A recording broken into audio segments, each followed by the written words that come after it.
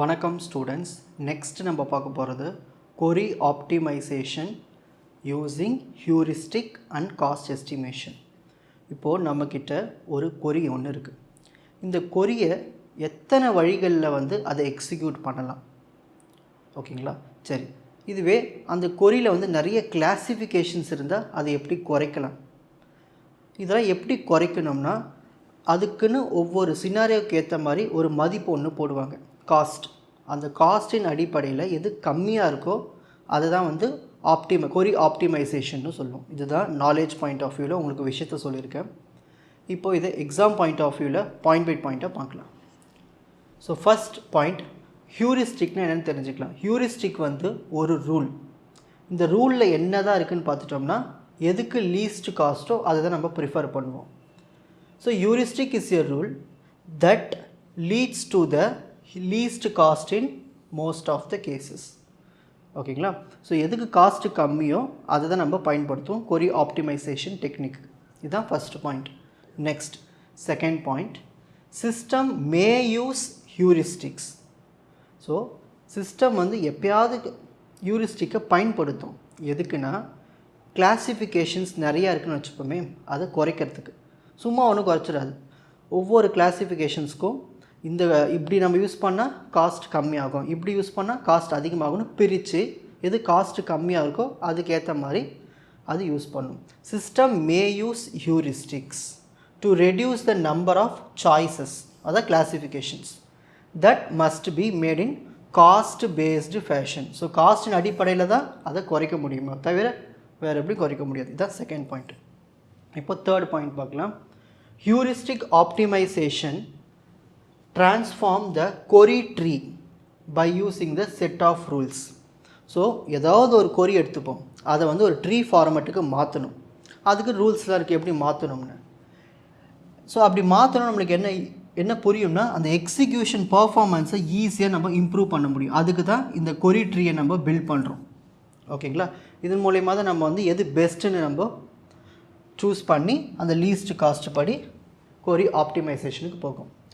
என்னென்ன ரூல்ஸ்லாம் இருக்குது? முதல்ல டப்பிள்ஸ் எல்லாத்தையும் ரெடியூஸ் பண்ணணும். ஸ்டார்டிங்கில் உங்களுக்கு பேசிக்ஸ் சொல்லி கொடுத்துருக்கேன். டப்பிள்ஸ்னால் என்ன, ஆட்ரிபியூட்ஸ்னால் என்ன. அப்புறம் reduce the number of attributes, second step. ஓகேங்களா? Perform most restrictive selection and join operations. So இந்த செலெக்ஷன் அண்ட் ஜாயினில் ரொம்ப கம்மியாக தான் யூஸ் பண்ணணும். ஓகேங்களா? எல்லாத்துக்கும் யூஸ் பண்ணக்கூடாது. ஸோ இந்த மாதிரிலாம் பண்ணோம்னா நம்மளுக்கு அந்த ட்ரீ பர்ஃபெக்டாக இருக்கும், ஆப்டிமைஸ்டாக இருக்கும். சரி, ஹியூரிஸ்டிக்கில் எப்படி அந்த ஸ்டெப் பை ஸ்டெப் ப்ராசஸ் நடக்குதுன்னு பார்க்கலாம். எப்படி ஹியூரிஸ்டிக் எஸ்டிமேஷன் பண்ணுறதுன்னு பார்க்கலாம். முதல்ல இந்த ஸ்கேனர் அண்ட் பார்சர் இருக்குது இல்லையா, இதெல்லாம் நீங்கள் கம்பைலர் டிசைனில் படிப்பீங்க. The scanner and parser generate the initial query representation. இது ரெண்டும் தான் என்ன பண்ணோம்னா, ஓகேங்களா, இது கம்பைலர் டிசைன்னு சொல்லுவோம், கம்பைலரில் இருக்கும். இது ரெண்டு என்ன பண்ணோம்னா முதல்ல நம்ம கொடுத்த queryக்கு ஒரு ரெப்ரசன்டேஷனை க்ரியேட் பண்ணி கொடுக்கும். அப்புறமா இந்த ரெப்ரசன்டேஷன் ஆப்டிமைஸ் பண்ணுவோம் இந்த ஹியூரிஸ்டிக் ரூல்ஸ் எல்லாம் பயன்படுத்தி. ஓகேங்களா? ஒரு நார்மலைஸ்டாக கொண்டு வரும். query எக்ஸிக்யூஷன் பிளான் டெவலப் பண்ணும். ஸோ இதை வச்சு, ஓகேங்களா? So first initial query representation பண்ணுறோம். அது யார் பண்ணுறா? Scanner and parser. அதுக்கப்புறம் என்ன பண்ணுறோம்? அப்புறம் இந்த ரெப்ரசன்டேஷனை ஆப்டிமைஸ் பண்ணுறோம் இந்த ஹியூரிஸ்டிக் ரூல்ஸை பயன்படுத்தி. அதுக்கப்புறமா அதை எப்படி எக்ஸிக்யூட் பண்ணுறதுக்கு ஒரு பிளானை போடுறோம். நெக்ஸ்ட்டு நம்ம பார்க்க போகிறது example. Suppose there are 2 relational algebra. இப்போது நம்மளுக்கு 2 query கொடுத்துட்டாங்க, relational query. Sigma city equal to Pune pi C name branch account customer, இது எல்லாத்தையும் நேச்சுரல் ஜாயின் பண்ணிட்டாங்க. நெக்ஸ்ட் இன்னொரு query கொடுத்துருக்காங்க, பை சி நேம். இதுக்குள்ளே நம்ம என்ன பண்ணுறோன்னா sigma city equal to Pune, அப்புறம் பிரான்ச்சு அக்கௌண்ட்டு கஸ்டமர், இது எல்லாமே தனியாக நேச்சுரல் ஜாயின் பண்ணியிருக்காங்க. இந்த மாதிரி நம்மளுக்கு 2 query கொடுத்துருக்காங்க. இதை நம்ம எது பெஸ்ட்டுன்னு கண்டுபிடிக்க போகிறோம், எதுக்கு லீஸ்ட் காஸ்ட்டுன்னு கண்டுபிடிக்க போகிறோம். சரி, ஃபஸ்ட்டு அதுக்கு முன்னாடி நம்ம என்ன பண்ணணும், இந்த query ட்ரீயை க்ரியேட் ஒன்று பண்ணணும். ஓகேங்களா? ஸோ ஃபஸ்ட் இதை எடுத்துப்போம். இது எப்படி வரையணும்னு சொல்கிறேன் பாருங்கள். ரிவர்ஸ்லேருந்து வாங்க, எப்பயுமே ஈஸியாக இருக்கும். கஸ்டமரையும் அக்கௌண்ட்டையும் நேச்சுரல் ஜாயின் பண்ணணும். Customer account natural join. அப்புறம் இந்த ரிசல்ட்டையும் இதையும் நம்ம நேச்சுரல் ஜாயின் பண்ணணும். ஓகேங்களா. இங்கே என்ன இருக்குங்க பிரான்ச். ஸோ பிரான்ச்சையும் இந்த ரிசல்ட்டையும் நேச்சுரல் ஜாயின் பண்ணியாச்சு. இப்போ அடுத்து என்ன இருக்குது, சிக்மா சிட்டி வந்து பூனே இருக்குது, அப்புறம் பை சி நேம் இருக்குது. ஸோ இந்த நேச்சுரல் ஜாயினில் நம்ம வந்து இந்த நேமை வச்சு தான் நம்ம பிரித்து கொண்டு போக போகிறோம்.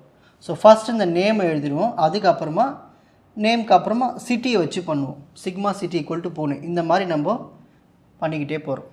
ஸோ இது வந்து ஒரு ஸ்ட்ரக்சர். இப்போ இதுக்கு ட்ரா பண்ணலாம்.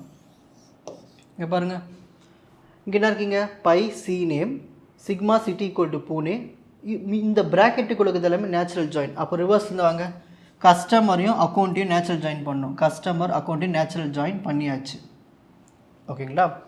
அடுத்து எதை நேச்சுரல் ஜாயின் பண்ணணும், பிரான்ச்சு. ஸோ அதை நம்ம என்ன பண்ணலான்னா, இந்த பிரான்ச்சை நம்ம பாட்டமில் கொடுத்துட்டு இதுக்கு இடையில் நம்ம என்ன கொடுக்கணும், இந்த கொரி கொடுக்கணும். ஏன்னா இது எல்லாமே எதுக்குள்ளே இருக்குது, இங்கே பாருங்கள், இந்த பிரான்ச்சு கூட தான் இது கனெக்ஷனில் இருக்குது. இது ஃபுல்லாகவே எது கூட கனெக்ஷனில் இருக்குது, இது கூட. அப்போது sigma city equal to Pune.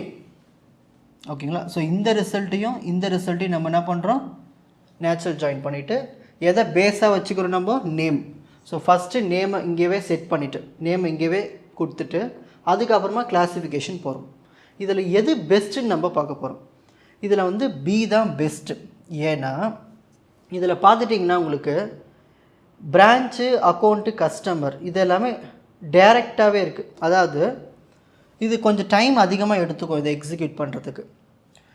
முதல்ல நம்ம வந்து இந்த பை சி நேம் இது ரெண்டுத்துக்குமே நம்ம நார்மலாகவே இந்த நேமை வச்சு தான் நம்ம பண்ண போகிறோம். ஓகேங்களா. நேம் வச்சு தான் நம்மளுக்கு டேட்டாஸை கொண்டு வரப்போகுது. ஸோ நம்ம உடனே இங்கே சிட்டி வேல்யூ கொடுத்துட்டோம்னா இந்த ஒவ்வொன்றுத்துக்கும் என்ன ஆகும்னா அந்த சிட்டி வேல்யூ போய்கிட்டே இருக்கும். ஓகேங்களா. அப்படி கொடுக்காம நம்ம அந்த சிட்டி வேல்யூவை தனியாக வச்சுட்டு மற்ற எல்லாத்தையும் நம்ம ஜாயின் ஆப்ரேஷன்ஸ் பண்ணும்போது எக்ஸிக்யூஷன் கொஞ்சம் ஃபாஸ்ட்டாக இருக்கும். இதுதான் அங்கே சொல்கிறாங்க. So B is much faster than A. B தான் ரொம்ப ஃபாஸ்டராக இருக்கும் ஏவை விட. ஓகேங்களா. உங்களுக்கு அந்த டிஃப்ரென்ஸ் புரியுதுங்களா இங்கே. ஸோ இதை எடுத்து தனியாக நம்ம பிரித்து கொடுத்துட்டோம்னா அந்த வேல்யூஸ் கூடவே போகாது, டிஸ்டர்ப் ஆகாது. ஒரு வாட்டி செட் பண்ணிவிட்டு மற்றது எல்லாத்துக்கூட நம்ம போய் அனலைஸ் பண்ணிக்கலாம். Because join of account and customer, இதுதான் இந்த account and customer is made with the selected tuple. So selected tuple என்ன டப்பிள், எனி டப்பிள் எடுத்துப்போம். ஓகேங்களா. For city equal to Pune. நம்ம இங்கே என்ன டப்பிள் கொடுத்துருவாங்க கொரியில், பூனே. ஓகேங்களா. அப்படி கொடுத்துட்டு நம்ம இப்படி பண்ணோம்னா ஈஸியாக எக்ஸிக்யூட் ஆகும், ஸ்பீடாக இருக்கும். இதுதான் விஷயமே. ஓகேங்களா. ரொம்ப சிம்பிள் தானே. இப்போது அடுத்தது காஸ்ட் எஸ்டிமேஷன் பார்க்கலாம். Cost paste estimation. சரி, ஒரு கொரி கொடுத்துட்டாங்க. கம்ப்யூட்டர் என்ன பண்ணோம்னா ஒரு கொரியை எத்தனை பாசிபிள் வேஸில் எக்ஸிக்யூட் பண்ணலாம், அதுக்கு காஸ்ட்டை போடுறது தான் வந்து cost based optimiser. A cost based optimizer will look at all of the possible ways in which a query can be executed. ஓகேங்களா. நிறைய சினாரியோஸ் யூஸ் பண்ணி அந்த கொரி எக்ஸிக்யூட் பண்ணும். ஒவ்வொரு சினாரியோக்கு ஏற்ற மாதிரி ஒவ்வொரு காஸ்ட் வேல்யூவை கொடுக்கும். Each scenario will be assigned a cost which indicate how efficiently the query can be run. ஓகேங்களா. ஸோ லீஸ்ட் காஸ்ட்டாக இருந்தால் கொரி சூப்பராக ரன் ஆகுதுன்னு அர்த்தம். Then the cost based optimizer will pick the scenario that has least cost. அதுதான் ஈஸியாக execute ஆகணும். Least cost எதுவோ அதுதான் சூஸ் பண்ணணும். ஏன்னா அதுதான் வந்து ஒரு கொரியை ரன் பண்ணுறதுக்கான மோஸ்ட் எஃபிஷியன்ட் வே. காஸ்ட் காம்போனன்ட்ஸ் எதெல்லாம் வச்சு இந்த காஸ்ட் வேல்யூ கண்டுபிடிக்கும் பார்த்துட்டிங்கன்னா, முதல்ல செகண்டரி ஸ்டோரேஜ் எவ்வளோ எடுத்துக்குது, டிஸ்க் ஸ்டோரேஜ் எவ்வளோ யூஸ் பண்ணிக்குது, நம்ம கம்ப்யூட் பண்ணுறதுக்கு ஏதாவது ஒரு டேட்டா கொடுத்தோம்னா, அதாவது கொரி கொடுத்தோம்னா அது வந்து சால்வ் பண்ணுறதுக்கு எவ்வளோ நேரம் எடுத்துக்குது, மெமரி எவ்வளோ யூஸ் பண்ணுது, கம்யூனிகேஷன் எப்படி இருக்குது, இதெல்லாம் பேஸ் பண்ணி தான் ஒவ்வொரு கொரிக்கும் அதோடைய ஸ்ட்ரக்சர்ஸ்க்கு ஏற்ற மாதிரி ஒரு மதிப்பை கொடுக்கும். இந்த மதிப்பை பயன்படுத்தி தான் நம்ம என்ன பண்ணோம்னா கொரியை ஆப்டிமைசேஷன் பண்ணுவோம். இதுதான் காஸ்ட் பேஸ்டு எஸ்டிமேஷன். இப்போது உங்களுக்கு screenshot time.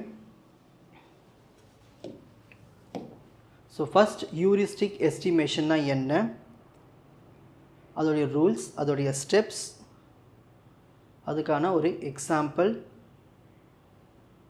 Cost based estimate. உங்களுக்கு இந்த கண்டென்ட் ஈஸியாக புரிஞ்சிருக்கும்னு நினைக்கிறேன். வாட்ச் அதர் எபிசோட்ஸ் இன் த appropriate playlist. Four G silver academy strength success directive. வணக்கம்.